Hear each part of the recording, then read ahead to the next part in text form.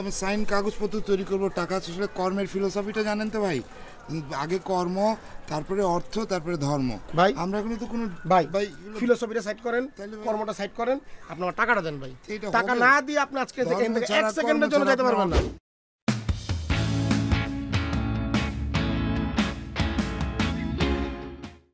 ভাই আপনি একটা অদ্ভুত ক্যারেক্টার দিচ্ছেন ভাই আমাদের। 50% নবাব আর 50% হচ্ছে মির্জাফর। মানে এই ক্যারেক্টার নিয়ে আমি প্রতি রাতে ভাবতেছি আর কি, মানে আপনি বলার পর থেকে মানে এত জোশ ক্যারেক্টার যে আমি নিতে পারতেছি না, বুঝছেন? আমার অনেক মানে ইয়া হচ্ছে। তো বসে আপনি যেটা করতে হবে, আপনাকে একটু আমাকে এই ছবিটা করার জন্য অ্যাডভান্স টাকা দিতে হবে। টাকা অ্যাডভান্স? তো এখন আসলে আপনি টাকা কাজই করলাম না, এখন টাকা আবার কোত্থেকে দিব? না বিষয় হচ্ছে যে আপনার ওই আমি আপনার ছবিটা করব, আমার তো কিছু মানে ব্রেন স্টর্মিং করতে হচ্ছে, আমাকে অনেক কিছু ভাবতে হচ্ছে, ক্যারেক্টারটা ভাবতে হচ্ছে, জামা কাপড়টা ভাবতে হচ্ছে। যে আপনার অ্যাডভান্স টাকাটা দিলে আমার জন্য সুবিধা হয়। আপনি সাইন মানির কথাটা জি জি সাইনিং মানি আর কি। আমি সাইন কাগজপত্র তৈরি করবো, টাকা আসলে কর্মের ফিলোসফিটা জানেন তো ভাই?